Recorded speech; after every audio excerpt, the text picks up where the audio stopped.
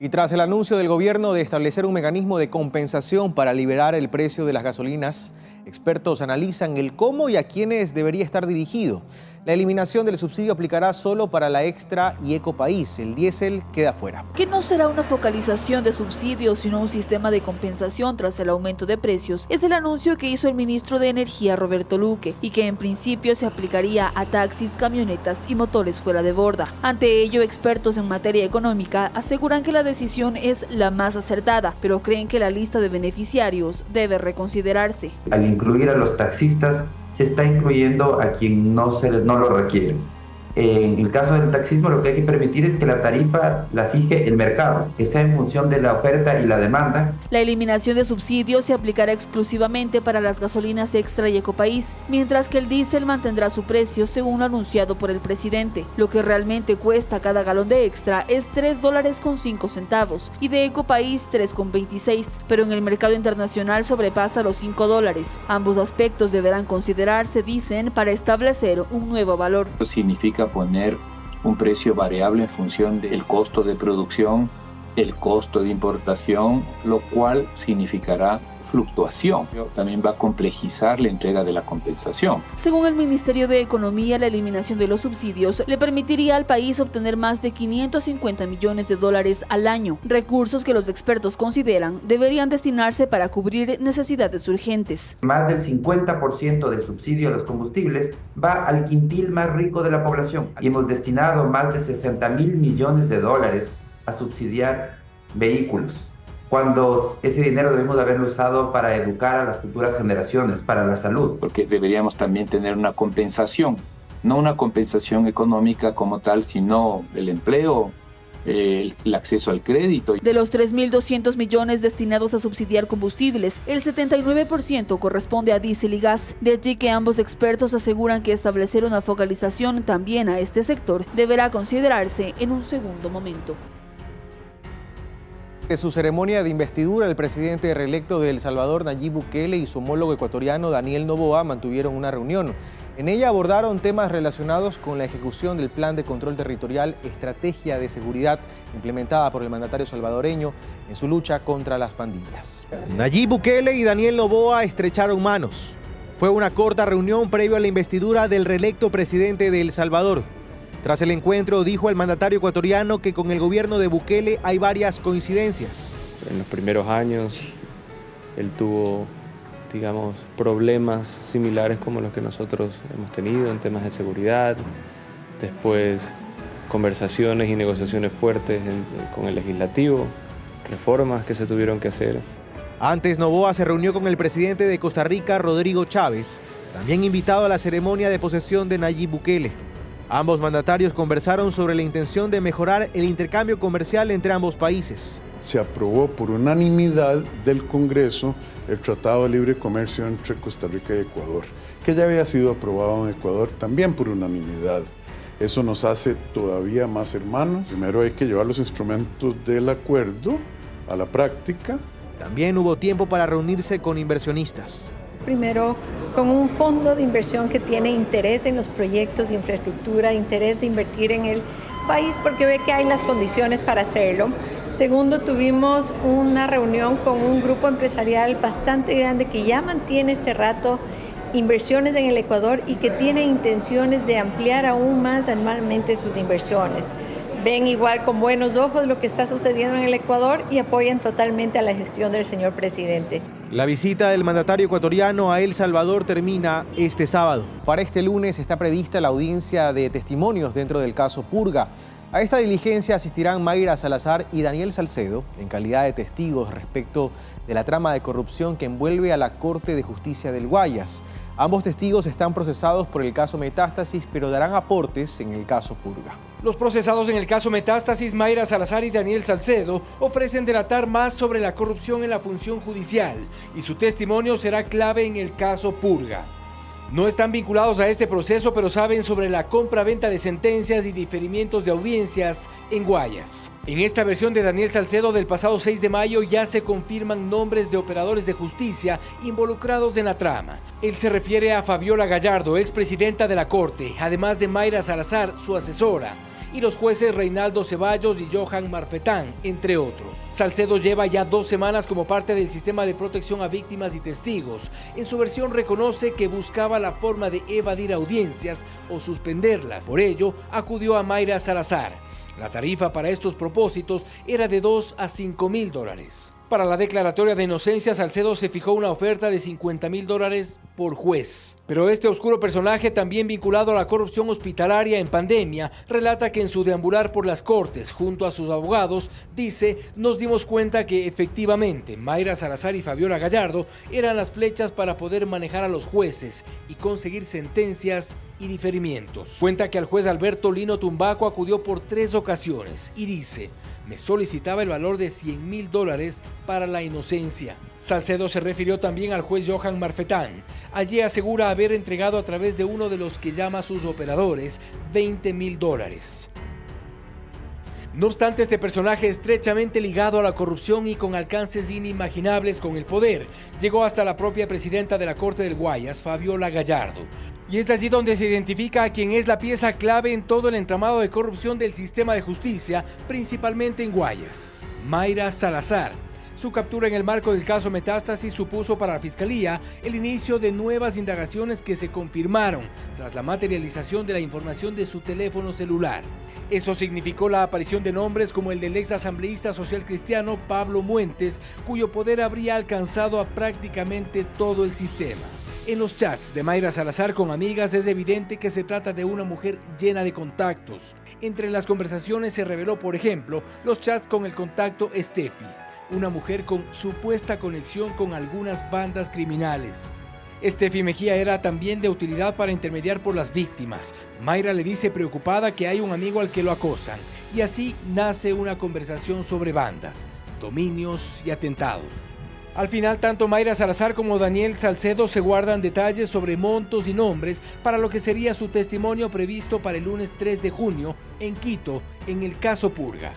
Y un juez de garantías penales no dio paso a la revisión de medidas cautelares que fue solicitada por Danilo Carrera, cuñado del expresidente Guillermo Lasso, investigado por el presunto delito de delincuencia organizada en el caso Encuentro. Tras la audiencia que se desarrolló en el Complejo Judicial Norte en Quito, el magistrado acogió los argumentos de la Fiscalía y declaró improcedente el pedido de la defensa de Carrera debido a que no se han justificado hechos nuevos para que se sustituya el arresto domiciliario por otra medida. La audiencia preparatoria de juicio está prevista para los próximos 26, 27 y 28 de junio. Y la Asamblea Nacional ha realizado más de 3.000 pedidos de información a ministros de Estados en apenas 6 meses. La mayoría provienen de la bancada de la Revolución Ciudadana. Desde el Observatorio Legislativo se cuestiona que muchas de estas solicitudes no tengan una ruta adecuada. La Constitución establece que dentro de las atribuciones de fiscalización de los asambleístas está el solicitar información a las instituciones públicas para verificar y transparentar que cada estamento y cada cartera de Estado cumpla con las normativas vigentes. No obstante, para Mauricio Alarcón del Observatorio Legislativo, el solicitar comparecencias cada cierto tiempo que responden a curiosidades de algunos asambleístas termina entorpeciendo la gestión pública. Hay que poner cada cosa en su lugar y darnos cuenta que destinar excesivo tiempo a esto puede terminar afectando la gestión pública efectiva en beneficio de la ciudadanía. Y aquí las cifras, pues de los 3.000 pedidos de información realizados, en estos 6 meses de gestión existen 4 instituciones que acumulan más de 300 peticiones y muchos con relación directa con los solicitantes. En el caso del Ministerio de Salud, quien más pedidos ha hecho es Camilo Salinas, de Construye. En el Ministerio de Economía y Finanzas, Victoria de Cintonio, de la Revolución Ciudadana. En el Ministerio de Educación, Ana María Raffo, de la Revolución Ciudadana. Y en el caso del Instituto Ecuatoriano de Seguridad Social, Mónica Salazar, de la Revolución Ciudadana. Pedidos que, a decir de este mismo observatorio, 8 de cada 10 han sido respondidos, pero aquí las incongruencias de estas atribuciones. No necesariamente hay una hoja de ruta trazada al momento de hacerlo, sino que en el camino, conforme van llegando las respuestas, se analizan los siguientes pasos. Y esto es lo más preocupante, señala Robert Friend, docente de Derecho de la Universidad Espíritu Santo, cuando se toma facultades para desnaturalizar procesos. En este caso, convertir un mecanismo de control en algo coyuntural y de plataforma electoral. utilizada de alguna manera pues que privilegie a ciertas personas y no pues a la ciudadanía como tal, ¿no? A su vez agrega que es lacerante para la institucionalidad del Estado cuando se desconoce qué se hace con esta información. ¿Cuál es el tratamiento que le dan después de haberla obtenido? ¿Tienen algún eje programático? ¿Tienen algún tipo de proyección de qué es lo que van a hacer? ¿Cuál es el siguiente paso? Tanto Fren como Alarcón afirman que el legislativo tiene que equilibrar sus dos funciones, en las que también se encuentra el proponer proyectos de ley e impulsar reformas al código vigente y así generar una correcta representación, efectiva y balanceada. Hace 11 días ya, el presidente Noboa envió su pedido de consulta a la Procuraduría General del Estado sobre si debe pedir licencia para hacer campaña para los próximos comicios. Al día siguiente, el organismo trasladó la consulta al Consejo Nacional Electoral. En su última gira por Europa lo adelantaba ya. Buscaría los caminos para no encargarle el sillón de Carondelet a su vicepresidenta. El pasado 21 de mayo, horas después de anunciar en medios internacionales que se haría consultas al respecto, Daniel Noboa envió este oficio al Procurador General del Estado, Juan Carlos Larrea, para que éste se pronuncie sobre si él, como mandatario electo para culminar el periodo de su antecesor tras la muerte cruzada, debe también pedir licencia para hacer campaña para los próximos comicios. Justamente la duda se genera si la Corte en algunos párrafos dice que esta postulación de, en este caso del presidente Noboa, no es o no debe considerarse reelección. La duda está en si debe o no aplicarse el artículo 93 de la licencia obligatoria, porque el artículo 93 habla de reelección. No es una consulta fácil. Al día siguiente, 22 de mayo, la Procuraduría General del Estado trasladó esta consulta al Consejo Nacional Electoral. Hay una infracción electoral, ¿sí?, de carácter grave, que es que cualquier servidor público haga campaña electoral o induzca al voto, fuera del tiempo de campaña o dentro del mismo.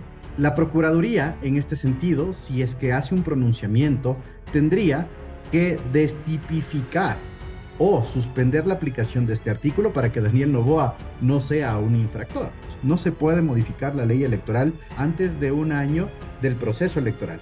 Pero ¿cuándo podría haber una respuesta de la Procuraduría a la consulta del presidente Noboa?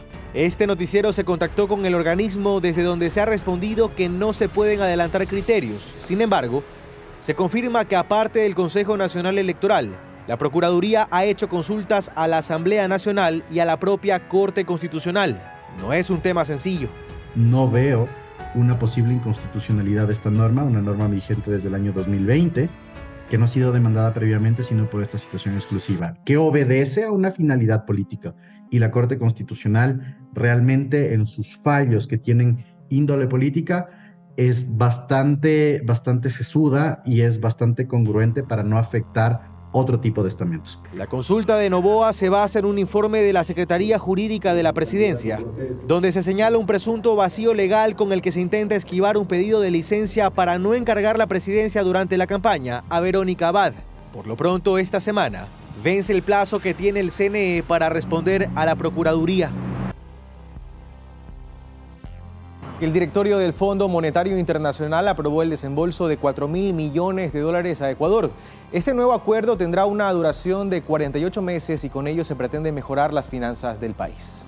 Los primeros $1.000 millones estarían a punto de ser desembolsados. Y es que en las últimas horas el Fondo Monetario Internacional dio a conocer que se aprobó el nuevo acuerdo de $4.000 millones con Ecuador. Textualmente en este comunicado, el fondo da a conocer que la aprobación de este convenio bajo el servicio ampliado tiene como objetivo apoyar las políticas de Ecuador para así estabilizar la economía, salvaguardar la dolarización y sentar las bases para un crecimiento sostenible e inclusivo. A la par, desde el Ministerio de Economía se informó que este acuerdo SAF tiene una duración de 48 meses y representará un apoyo financiero de $4.000 millones, de los cuales el país recibirá $1.000 millones de forma inmediata. Según lo anunciado por Juan Carlos Vega, ministro de Economía, este nuevo crédito servirá para respaldar el programa económico del Ecuador, que fue diseñado desde el inicio del gobierno del presidente Daniel Noboa. Estamos básicamente al día con todos los niveles de gobierno y hemos avanzado mucho en el pago de proveedores privados. Osvaldo Landázuri es analista económico. Y si bien esta aprobación se puede calificar como una buena noticia, afirma, lo más probable es que este dinero sirva para sobrellevar los pagos de vencimiento de créditos entregados al Ecuador.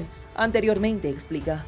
Realmente 1.000 millones es un mes de sueldos y salarios de la burocracia. Lamentablemente tiene una magnitud tan grande de problemas financieros que no es libre de decidir respecto al destino de estos recursos. Es decir, que lo más probable es que de los 4.000 millones de dólares, gran parte irán al mismo multilateral. Pero ¿cómo se pagará este crédito en los próximos 4 años? En realidad, hoy en día lo que se ve es que los números, la magnitud del problema es tan grande que usted no tiene respuesta de cómo va a ir pagando esa deuda, al menos que la vaya reprogramando. Recordemos que el FMI y Ecuador llegaron al acuerdo de este nuevo préstamo el pasado 25 de abril, pero para que se haga efectivo necesitaba esta aprobación del directorio.